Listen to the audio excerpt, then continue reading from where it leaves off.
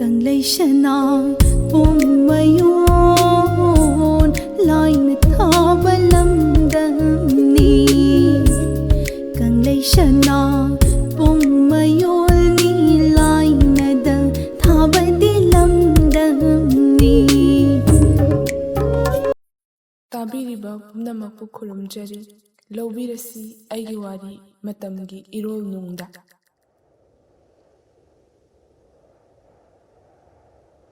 लंबीगी चिदाइदा नाइतोम तरक हौरिबा उपानबिदुगी मखादा तंफा निंगाइदना फमली साफु कनफातबा मालंबिगी शाहुम फंगबदा उथक्तगी उना अकंबा अमा तंफागी कोकथक्ता तारई अकंब उना अदु पाइदुना तंफा उपानबी लोमदा तपना येंखदई मचिंदा नुंसीन सोली मतम असे कयादा होंगलबा अइना मऊ अनौबी ओइदुना लेकाइसिदा लाखिबा मतमदा पानबी असे मसा मरेंग फंदोक्तुना कयागी मतिक फजरंबा ngasidi मऊ कंगलब पामिल ओइरेदु अकंबु उना अमा अनि केनिंगदना नपलिबा असिमंगाय उपानबीगी लैतेन पुंबा मांगखरे तंफा हौख्रब पुंसी तांकक कया निंगसिंगलई पुकनिंगदा मवोन खलई पामिल अशिगी मखोंगदा चेन चोंगदुना सानजरगा मपुरोइबा सरे फारखिबनी मपुरोइबगी वाता नत्तना मतमदुगी आंगांगसिंग लबुक लमहांगदा उखा वखादा चेन चोंगदुना सानरकता पेंजखिबनी तंफासु अदुमंगान अमांगबी सानबदा उजाव कयागी मरुमदा लोटुना चावजरकपिनी उखा उरुमदा उ लाउबी सानबसु याउरई मरुक मपांग मचिल मनाव सिंगा उहै वाहै येना चामिन्नदुना चावरकपिनी ngasidi kayada hongkraba तंफा उखादगी तपना हौगतली पामेलदुबु Koyna येंगी Masita ngaira mali lemhoriba पामेलसिगा हौमिन्नबा मरुक मपांगसिंगदी ngamna तुखरे चावखतपगी चेलसिदा हिंदुना लैबा ngamdra mali पामेलसिसु मुउ कंगली अचौबा लंपाक अमा लेरंबदुसु लेकाइगी संसाजिनखरे तंफाना नौरिंगै लंपाक्तुना कयागी मतिक फजरंबा उपालसिंगना लंपाकी अकोइबदा संबल ओइरम तंफागी मचासिंगसु लंपाक्तुदा कोई चेंदुना सानदुना चावरखिबनी स्कूल हलकपगा लंपाक्ता हेक्ता चेंथोखी तंफाना मचासिंगबु सेनबदा कया वाजरखिबा नोमगी नुमित अमा निंगसिंगलई तंफा नौरी मचा यामद्री मचानुपी अमखक नमद पोरी मचानुपा अहल स्कूल कुमलकपा ngairi मचानुपा अहल पारी मपाना साइकल सवलदा हापदुना स्कूलदगी पुरई साइकलदगी कुमथबगा मबुंगनी अहलनी मतागुम ममागी मनमदा लैरिबा मचलबु लपनै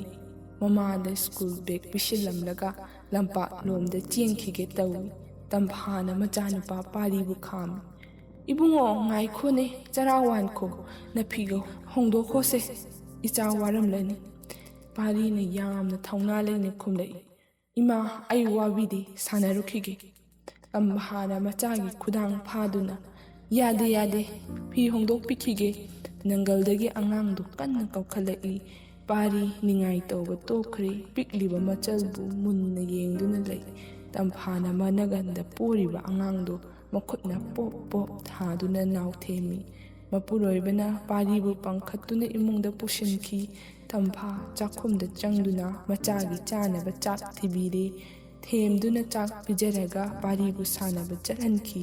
मपुरोइबना तंफागी मनगंदा पोरिबा मचादु लक्नदुना तंफादा हाइरई कदाय आंगांगसे आई अमुक लौबीगे कोलिक वाइरम लोसिनजरुरो तंफा वखलाई ngasidi पारी अपिकपा आंगांग ओइदरे तंफासु थाइनगी अनौबिदो नत्तरे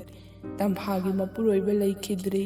मचानुपा पारी थबक तौरे ममोगसु लैरे तंफागी मचानुपीसु मयुम पानखरे पारी हौजिक्ति मचानिपा अनिगी मपा ओइरे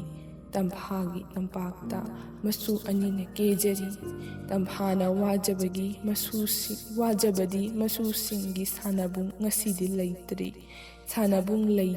ꯂꯩꯇꯕꯇ ꯅꯠꯇꯦ ꯁꯥꯟꯅꯕꯒꯤ ꯃꯇꯝꯁꯨ ꯐꯪꯗ꯭ꯔꯤ ꯀ꯭ꯂꯥꯁ 6ꯇ ꯇꯝꯂꯤꯕ ꯑꯃꯁꯨꯡ ꯅꯨꯄꯥ ꯑꯍꯜ ꯁ꯭ꯀꯨꯜꯒꯤ ꯑꯃꯗꯤ ꯇ꯭ꯌꯨꯁꯟꯒꯤ ꯍꯣꯠꯅꯕꯗ ꯃꯤꯀꯨꯞ ꯑꯃꯠꯇ ꯂꯥꯏꯔꯤꯛ ꯃꯈꯣꯡꯗꯒꯤ ꯅꯥꯟꯊꯣꯛꯄ ꯆꯪꯖꯗꯦ ꯁꯨꯇꯤ ꯅꯨꯃꯤꯠ ꯑꯣꯏꯗꯨꯅ ꯈꯔ ꯁꯪꯕ ꯑꯗꯨꯁꯨ ꯂꯧꯕꯨꯛ ꯂꯝꯍꯥꯡꯗ ꯆꯦꯟ ꯆꯣꯡꯗꯨꯅ ꯁꯥꯟꯅꯐꯝ ꯂꯩꯇꯦ ꯃꯄꯥ ꯃꯃꯥꯗꯒꯤ ꯐꯣꯟ ꯂꯧꯗꯨꯅ ꯒꯦꯝ ꯁꯥꯟꯅꯩ ꯃꯍꯥꯛꯇꯁꯨ ꯅꯠꯇꯦ ꯄꯤꯛꯂꯤꯕ ꯃꯅꯥꯎꯗꯨꯁꯨ ꯒꯦꯝ ꯁꯥꯟꯅꯕ ꯍꯩꯔꯤ ꯐꯣꯟ ꯄꯤꯌꯣꯅ ꯅꯤꯡꯉꯥꯏ ꯇꯧꯔꯤ ꯀꯌꯥꯗ ꯍꯣꯡꯂꯕ ꯃꯇꯝꯁꯦ ꯃꯇꯝ ꯑꯃꯗ ꯇꯝꯐꯥꯒꯤ ꯃꯆꯥꯅꯨꯄꯥꯅ ꯂꯝꯍꯥꯡꯗ ꯁꯥꯟꯅꯒꯦ ꯍꯥꯏꯗꯨꯅ ꯅꯤꯡꯉꯥꯏ ꯇꯧꯔꯝꯃꯤ ꯉꯁꯤꯅ ꯃꯁꯨꯁꯤꯡꯅ ꯐꯣꯟ ꯄꯤꯌꯨ ꯒꯦꯝ ꯁꯥꯟꯅꯒꯦ ꯍꯥꯏꯅ ꯅꯤꯡꯉꯥꯏ ꯇꯧꯔꯤ ꯃꯃꯧ ꯅꯨꯄꯤꯅ ꯀꯧꯔꯛꯏ ꯏꯃꯥ ꯀꯨꯏꯃꯟꯈ꯭ꯔꯦ ꯎꯈꯣꯡꯗꯨꯗ ꯆꯪꯕꯤꯔꯛꯎ ꯅꯨꯃꯤꯠ ꯇꯥꯁꯤꯜꯂꯛꯂꯦ ꯇꯝꯐꯥ ꯊꯣꯡꯒꯥꯜꯂꯣꯝꯗꯒꯤ ꯇꯞꯅ ꯆꯪꯂꯛꯏ ꯃꯃꯧ ꯅꯨꯄꯤꯗ ꯌꯦꯡꯂꯒ ꯏꯁꯨꯁꯤꯡꯗꯤ ꯍꯜꯂꯛꯇ꯭ꯔꯤꯕ꯭ꯔꯥ ꯃꯃꯧ ꯅꯨꯄꯤꯅ ꯏꯃꯥ ꯆꯪꯕꯤꯔꯛꯑꯣ ꯒꯦꯠ ꯑꯁꯤ ꯂꯣꯜꯂꯒꯦ ꯋꯥꯠꯂꯤ ꯅꯁꯨꯁꯤꯡ ꯍꯜꯂꯛꯀꯗꯕ ꯇ꯭ꯌꯨꯁꯟ ꯆꯠꯅꯈꯤ ꯇꯝꯐꯥ ꯃꯥꯒꯤ ꯀꯥꯗ ꯇꯞꯅ ꯆꯪꯂꯛꯏ ꯐꯃꯨꯡꯗ ꯐꯝꯊꯔꯒ ꯅꯨꯡꯁꯥ ꯁꯣꯔ ꯐꯨꯏꯅ ꯍꯣꯜꯂꯤ ꯄꯥꯃꯦꯜ ꯎꯖꯥꯎꯗꯨꯅ ꯇꯨꯈꯤꯕꯗ ꯃꯍꯧꯁꯥꯒꯤ ꯃꯁꯥꯅ ꯄꯨꯝꯕ ꯂꯨꯞꯈ꯭ꯔꯒꯅꯤ ꯋꯥꯔꯤꯛꯇ ꯑꯣꯏꯗꯨꯅ ꯂꯩꯍꯧꯔꯒꯅꯤ ꯃꯇꯝꯒꯤ ꯏꯔꯣꯜ ꯅꯨꯡꯗꯥ ꯄꯨꯝꯅꯃꯛ ꯏꯔꯨꯞꯈ꯭ꯔꯒꯅꯤ